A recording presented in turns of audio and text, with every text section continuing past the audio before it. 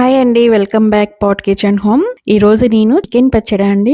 మామూలు తెల్లకోడి చికెన్ కాదండి, నాటుకోడి చికెన్ పచ్చడి చేస్తున్నానండి. 2-3 నెలలు కాదు కదా, 6 నెలల వరకు కూడా ఉంటుంది. నేను చెప్పిన విధంగా నేను కొన్ని చిట్కాలు చూపిస్తాను రండి. ఇవి కనుక పాటించినట్లయితే చాలా పర్ఫెక్ట్ గా వస్తుంది.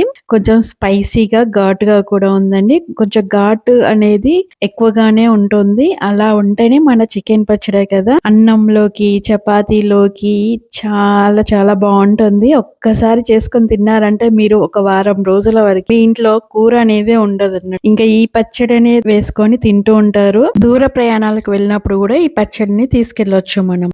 మరి నాటుకోడి పచ్చడి మజాక చాలా బాగుంటుంది. ఈ పచ్చడి ఎలా తయారు చేయాలో చూద్దాం. చూస్తుంటేనే నోరూరించేటువంటి నాటుకోడి పచ్చడి. ఇక్కడ నేను ఒక 1/2 కిలో తీసుకున్నాను. బాగా ఫ్రెష్ గా కడుక్కొని పెట్టుకొని ఉంచుకున్నాను. ముక్కలు చిన్న కట్ చేసుకున్నాను. చూడండి, అక్కడక్కడ చిన్న బోన్స్ ఉంటాయి, పర్వాలేదు. ఇక్కడ ఉప్పు వేసుకున్నాను. ఉప్పు 2 టేబుల్ స్పూన్లు, పసుపు వేసుకొని కలిపేసి ఒక అర్ధగంట సేపు ముక్కలకు ఉప్పు పట్టేంత వరకు పక్కకు పెట్టుకోవాలి.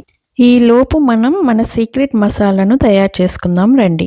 ఇక్కడ ధనియాలు, ఆవాలు, జీలకర్ర, యాలకులు, చెక్క, లవంగం, 2-3 మెంతులు తీసుకున్నానండి. వెల్లుల్లి అనేది ఇప్పుడు కాదండి, నేను చూపిస్తాను. వీటన్నిటిని మనం వేయించుకోవాలన్నట్టు.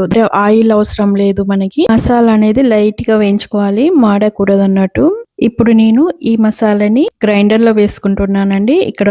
ఇక్కడ 2-3 సార్లు గ్రైండ్ చేశాక మనం ఇక్కడ నేను వెల్లుల్లి వేస్తున్నానండి. ఇదేనండి నా సీక్రెట్ మసాలా. ఇలా వేసినట్లయితే మన పచ్చడికి చాలా టేస్టీని ఇస్తుందండి. కంపల్సరీ వేసుకోండి, పొట్టుతోటే వేసుకోండి. ఇది మటన్, చికెన్ లోకి కూడా ఈ మసాలా చాలా బాగుంటుందండి. ఒకసారి ట్రై చేయండి. మనం ఇందులో వాడిన ఒక మెంతులు తప్పించి మిగతా మసాలాలన్నీ చికెన్, మటన్ లోకి చాలా బాగుంటుందండి. ఆ మసాలాను పక్కకు పెట్టేసి ఇప్పుడు నేను ఒక బాణీ తీసుకొని అందులో ఆయిల్ వేసుకుంటున్నాను. ఇక్కడ నేను పీనట్ ఆయిల్ మాత్రమే వాడుతున్నాను. మనం చేసేది పచ్చడి కాబట్టి. ఇక్కడ నేను కారం వేసుకుంటున్నాను. కారం వేసుకొని కలుపుకొని ఇప్పుడు నేను ఈ ముక్కల్ని డీప్ ఫ్రై చేస్తానండి. ఒక చిన్న ముక్క వేసి నూనె కాగిందా లేదా చెక్ చేసుకొని మిగతా ముక్కల్ని వేసేస్తున్నానండి. మన ఫ్లేమ్ అనేది మరీ హై ఉండొద్దండి. ముక్కలు వేసిన వెంటనే కొంచెం కలుపుకోండి, ఎందుకంటే అడుగంటుతుంది అన్నట్టు. మన స్టవ్ అనేది మీడియం లోనే ఉండాలి అండి. హైలో పెడితే మాడిపోతాయి అన్నట్టు. అలా మాడిపోకుండా ఉండాలి. చాలా స్లోగా అవుతుంది, కొంచెం నిదానంగా చేసుకోవాలన్నట్టు. కొంచెం గోల్డెన్ కలర్ వచ్చాక తీయండి. మన ముక్క అనేది అట్లా మీడియం ఫ్లేమ్ లో పెట్టినట్లయితే లోపల కూడా పర్ఫెక్ట్ గా ఉడుకుతుంది అన్నట్టు. ఇలా మిగతా ముక్కల్ని కూడా వేసేయండి. అదే విధంగా స్లో